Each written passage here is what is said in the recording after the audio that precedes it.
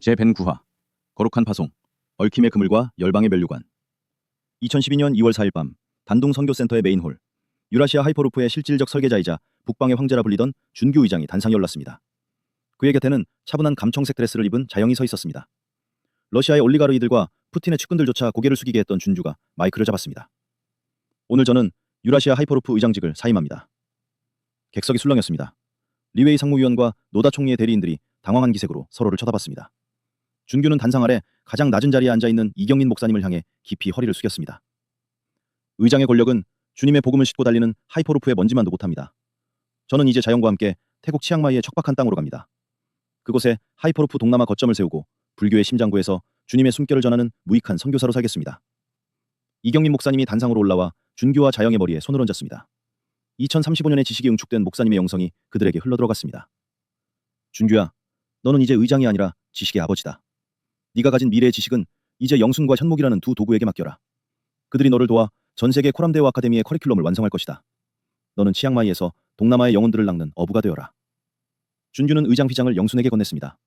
가장 겸손하고 묵묵했던 영순은 눈물을 흘리며 그 무거운 지식의 파수꾼 직분을 받아들였습니다. 현목은 그 지식을 전세계로 유통할 보안단장으로서 굳건히 곁을 지켰습니다. 다음은 충성과 성의였습니다. 가장 강직한 행동대장 충성과 상처 입은 영혼을 치유하는 성의의 결합은 그 자체로 주님의 병기였습니다.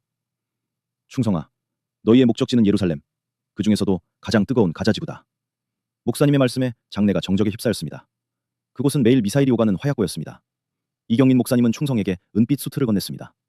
2035년에 방탄 나노기술과 양자통신칩이 내장된 특수복이었습니다. 너는 그곳에서 이스라엘과 팔레스타인을 잇는 하이퍼루프 평화노선을 건설해라. 총탄이 오가는 그 땅 지하 30m에 주님의 생명수를 깔아라. 성에는 그곳의 고아와 과부들을 스마트팜의 양식으로 치유할 것이다. 너희의 결혼 지참금은 주님의 보혈이다. 가겠느냐? 충성은 성애의 손을 꽉 잡았습니다. 목사님, 사도들이 순교했던 그 땅에 제 뼈를 묻고 오겠습니다. 하이퍼루프가 예루살렘 성벽 아래 멈추는 날 주님의 영광을 보게 하소서. 중국 선교의 책임은 치밀한 전략가 기원과 깊은 영성의 현정에게 맡겨졌습니다. 유에이 상무위원이 가장 두려워하는 조합이었습니다. 기원아, 현정아, 너희는 북경과 심천의 심장부로 들어간다. 기원이는 하이퍼루프의 물류망을 통해 중국 공산당의 재정을 흔들고, 현정이는 지하교회 지도자들을 코람데오 아카데미로 끌어올려라. 리웨이가 너희를 감시하려 하겠지만 너희 안에 시온 서버가 이미 그들의 생각을 읽고 있을 것이다. 기원은 목사님께 목사 안수를 받으며 차갑게 미소 지었습니다.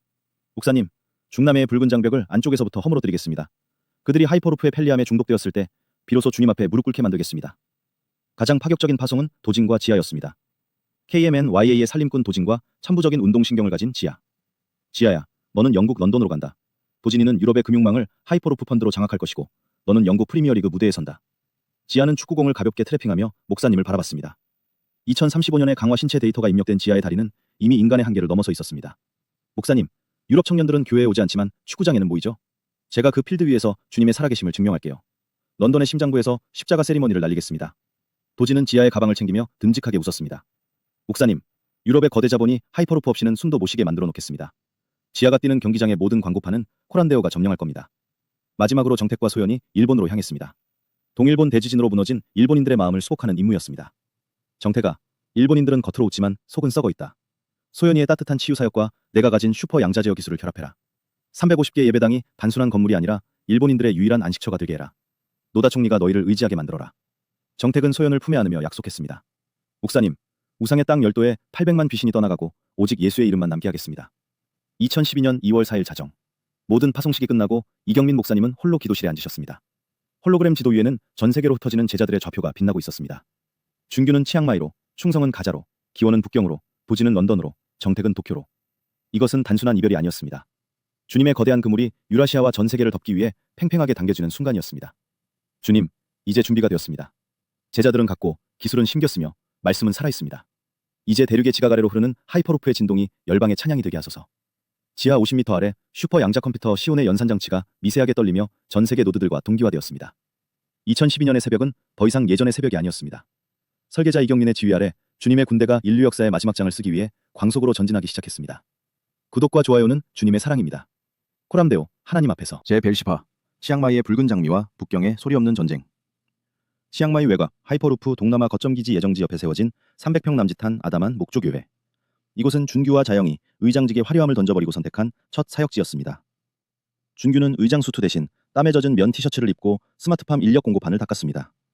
의장님, 아니 선교사님, 오늘도 마을 사람들은 눈길조차 주지 않습니다. 함께 파송된 20여 명의 동역자들이 한숨을 내쉬었습니다. 지난 한 달간 그들은 2035년식 스마트팜 기술로 이 지역의 고질적인 가뭄을 해결해주겠다고 제안하고 인력을 모집했지만 뿌리 깊은 불교 전통과 외부인에 대한 경계심은 거대한 성벽 같았습니다. 스마트팜 구인 공고는 비바람에 발해갔고 교회 안 낡은 의자들만이 텅 빈 자리를 지키고 있었습니다. 괜찮습니다. 주님도 40일을 광야에서 견디셨는데 겨우 한 달입니다. 준규는 자영의 손을 잡으며 웃었지만 속은 타들어갔습니다. 결혼 1개월째가 되던 날 새벽, 교회 마당이 갑자기 소란스러워졌습니다. 준규와 자영은 혹시 마을 사람들이 항의하러 온 것인가 싶어 긴장하며 문을 열었습니다. 이게 대체 다 무슨 일이야? 눈앞에 펼쳐진 광경은 기적 그 자체였습니다. 교회 앞마당에는 거대한 가마솥 수십 개가 걸려 모락모락 김을 내뿜고 있었습니다. 한쪽에서는 구수한 된장찌개와 불고기 향이, 다른 쪽에서는 태국 전통 카레와 똠양꿍 향이 어우러졌습니다. 준규야, 결혼식도 못 올리고 보낸 게 내내 맘에 걸려서 말이야. 가마솥 앞에서 앞치마를 두른 이경민 목사님이 국자를 흔들며 호탕하게 웃었습니다. 그 뒤로 14기 코람대호 학생들과 10기 평신도 선교사역팀 수백 명이 실서정연하게 잔치 준비를 하고 있었습니다. 아빠! 경민의 아들 지한이가 귀여운 턱시도를 입고 바구니에 담긴 붉은 장미꽃잎을 준규와 자영 앞에 뿌리며 달려왔습니다. 지한이가 꽃길 만들어줄게요.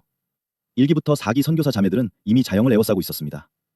자영 언니, 아니 선교사님, 화장이랑 드레스는 저희가 책임질게요. 그들은 최고급 실크로 제작된 웨딩드레스를 꺼내들었습니다.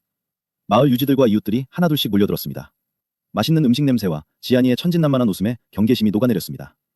사회는 유머러스한 도진이 맡아 마이크를 잡았습니다. 자, 유라시아 의장직보다 더 위대한 치앙마이 머슴 준규 선교사의 장가를 축하합니다. 이경민 목사님은 가마솥 앞에서 내려와 정중히 주례단상에 섰습니다. 이 잔치는 단순한 결혼식이 아닙니다. 이 땅의 문을 여는 주님의 몰래카메라입니다. 준규와 자영이 흘린 한 달간의 눈물이 이 밥상에 녹아 마을 사람들의 마음을 적실 것입니다. 축가는 14기 학생들이 태국어와 한국어로 합창하는 사랑은 언제나 오래 참고가 울려 퍼졌고 치앙마이에 척박했던 300평 교회는 순식간에 하늘의 기쁨으로 가득 찼습니다. 치앙마이가 축제의 도가니일 때 북경의 기원과 현정은 1분 1초가 전쟁이었습니다. 그들이 거주하는 북경 심장부의 사택 주변에는 중국 국가안전부 요원들이 24시간 감시망을 펼치고 있었습니다. 기원 선교사, 당신들이 세우는 스마트 교육관이 정말 순수한 교육용인지 의심스럽소. 리웨이 상무위원의 직속 부하가 매일같이 들이닥쳐 장구를 뒤졌습니다. 하지만 기원은 여유로웠습니다. 그의 집무실 책상 아래에는 슈퍼 양자 컴퓨터 시온과 연결된 양자 얽힘 단말기가 숨겨져 있었습니다. 현정은 거실에서 조용히 성경을 읽으며 기도하는 척했지만 그녀의 영성은 이미 감시자들의 심리를 꿰뚫고 있었습니다. 기원씨, 지금 리웨이의 비서가 우리 아카데미 서버에 백도어를 심으려 하고 있어요. 기원은 즉시 대응했습니다. 내버려둬. 그 백도어를 통해 오히려 우리가 중남의 내부 회의록을 역으로 받아올 거니까. 두 사람은 결혼 직후 이경민 목사님으로부터 목사 및 선교사직과 함께 미래 지식 전수자의 임무를 받았습니다. 준규 의장이 정리한 미래 기술 지식을 중국의 엘리트 청년들에게 인문학과 기술이라는 이름으로 가르치기 시작했습니다. 기원은 교탁에 서서 중국의 수재들에게 말했습니다. 미래의 통치는 권력이 아니라 겸손과 지식의 공유에서 나옵니다. 여러분이 배우는 이 양자 알고리즘은 중국을 위대하게 만드는 것이 아니라 인류를 섬기기 위한 도구입니다. 리웨이는 당황했습니다. 기원이 전하는 지식은 중국 공산당이 탐내는 기술이었지만 그 기술을 배우는 청년들이 점점 기원의 겸손함과 신앙에 전염되고 있었기 때문입니다. 기원 선교사, 당신은 도대체 누굴 위해 일하는 거요? 리웨이의 물음에 기원은 낡은 성경책을 만지며 답했습니다. 저는 주님의 도구일 뿐입니다. 가장 충성되고 가장 낮은 곳에서 대륙을 섬기는 도구 말입니다. 북경의 밤, 화려한 조명 뒤로 기원과 현정은 소리 없이 중국의 뇌를 주님의 질서로 교체하고 있었습니다. 그것은 칼없는 정복이자 사랑을 담은 침투였습니다. 구독과 좋아요는 주님의 사랑입니다. 코람데오, 하나님 앞에서.